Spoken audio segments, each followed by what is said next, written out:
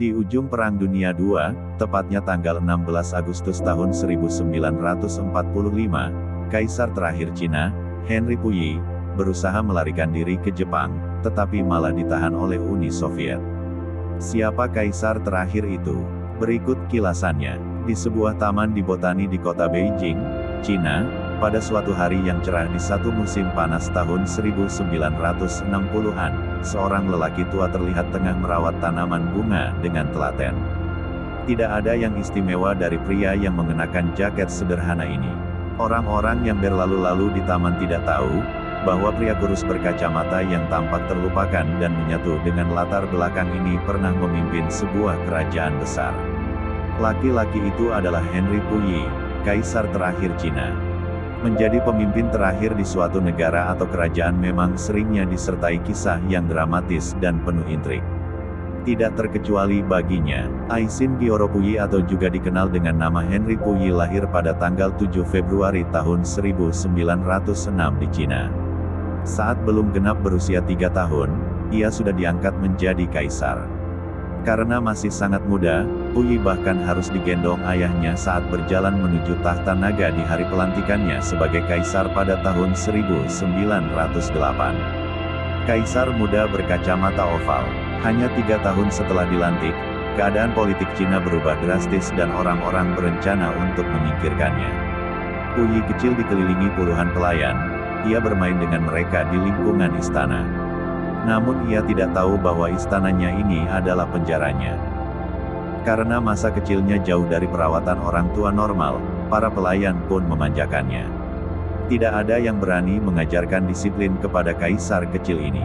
Puyi lantas berkembang menjadi anak yang suka menyiksa para kasim atau pelayan. Pada tahun 1919, seorang diplomat asal Skotlandia bernama Reginald Johnston diangkat sebagai guru dan tutor untuk Puyi yang saat itu berusia 13 tahun. Karena melihat ada yang tidak normal dalam penglihatan anak didiknya, Johnston bersikeras membawa Puyi ke dokter mata, di mana dokter kemudian memutuskan bahwa ia harus memakai kacamata. Tantangan keras pun datang dari para mantan selir kekaisaran yang mengatakan bahwa memakai kacamata adalah pelanggaran tradisi bagi Kaisar Naga. Namun akhirnya Puyi boleh memakai kacamata, pilihannya jatuh kepada kacamata berbentuk oval berlapis emas 14 karat. Terinspirasi Raja Henry ke-8 dari Inggris. Beranjak remaja, Puyi memilih sendiri nama barat baginya, yaitu Henry. Ia terinspirasi oleh kisah Raja Henry ke-8 dari Inggris. Namun ternyata seperti Henry ke-8, Puyi juga menjadi kaisar pertama yang bercerai. Pada usia 16 tahun Puyi diberi 4 foto gadis yang belum pernah dia temui untuk dipilih. Ia juga akan diberikan seorang istri kekaisaran dan seorang selir resmi kekaisaran. Seperti Henry, semasa hidupnya Puyi punya 5 orang istri. Namun tidak seperti Henry, Puyi dikabarkan tidak terlalu terlibat secara romantis dengan perempuan. Pada tahun 1931 istri keduanya yaitu Wen Xiu, atau dikenal dengan nama resmi Permaisuri Su, menceraikan kaisar muda ini. Dalam alasan perceraiannya, Permaisuri Su menyatakan adanya kekosongan hidup selama 9 tahun. Istri ketiganya yaitu Liu Qin, yang ditunjuk sebagai selir siang, juga menceraikannya pada tahun 1945. Saat Puyi berusia 19 tahun pada tahun 1924, Cina berada dalam kondisi kacau. Ia pun melarikan diri ke pemukiman internasional di Tianjin untuk berlindung kepada Jepang. Keadaan ini lantas dimanfaatkan oleh Jepang. Ketika menguasai Manchuria pada tahun 1931, Jepang lantas memproklamasikan Puyi sebagai Kaisar Manchukuo. Padahal pada kenyataannya, Puyi hanya menjadi kaisar boneka yang disetir oleh Jepang. Menjadi warga negara biasa, pada tahun 1945, posisi Jepang dalam Perang Dunia Kedua berbalik dan nyaris kalah. Ketika Jepang resmi kalah setelah 2 kali dibom atom oleh Amerika, Puyi mencabut gelarnya sendiri dan mengumumkan bahwa daerah Manchukuo adalah bagian dari Cina. Puyi mencoba melarikan diri dengan terbang ke Korea dan ke Jepang, Tetapi tanggal 16 Agustus tahun 1945 dia ditangkap oleh pasukan Uni Soviet di Bandara Mukden dan diterbangkan ke Siberia di mana dia ditawan. Setelah melewati berbagai gejolak, Republik Rakyat Cina akhirnya resmi berdiri pada tahun 1949.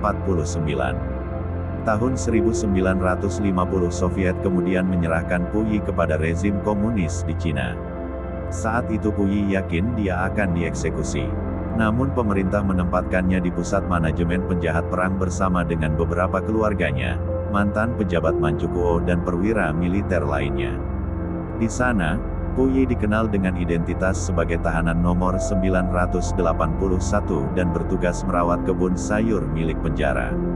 Puyi menghabiskan nyaris 10 tahun hidupnya di pusat manajemen penjahat perang Fusun di Provinsi Liaoning dari tahun 1950 hingga 1959. Setelah beberapa tahun menjalani masa rehabilitasi, Puyi diterima sebagai seorang komunis sejati dan menjadi warga negara Cina.